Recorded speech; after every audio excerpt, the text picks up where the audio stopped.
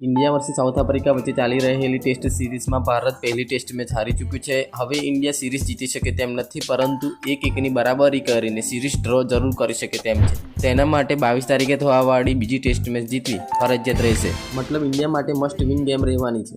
હવે અહીં ફર્સ્ટ મેચમાં જે રીતે પરફોર્મન્સ રહ્યું છે તેના પછી ઘણા બધા પ્રશ્નો ઊભા થયા છે અને તે સ્વાભાવિક પણ છે। જેમ કે બીજી ટેસ્ટ મેચમાં ભારતની પ્લેઇંગ 11 શું રહેશે, શુભમન ગિલ રમશે કે નહીં, ઇન્જરી અપડેટ શું છે, આ બધા જ પ્રશ્નોનો જવાબ અહીં આપવાનો ટ્રાય કરવાના છીએ।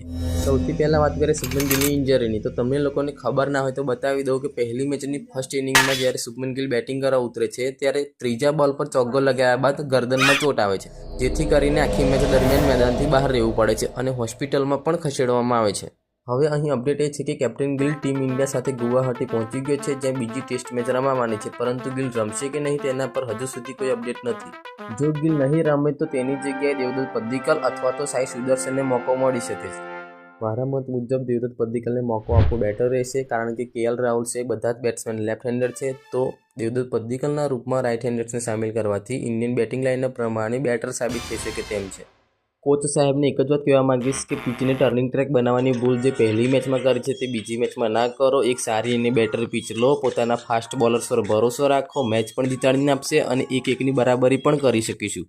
તમારા મત મુજબ શુભમન ગિલ રમશે કે નહીં, તેની જગ્યાએ કોણ રમવું જોઈએ, કોમેન્ટમાં જરૂર જણાવો। ક્રિકેટની દરેક અપડેટ જોવા માટે ચેનલને લાઇક, શેર અને સબસ્ક્રાઇબ જરૂર કરો।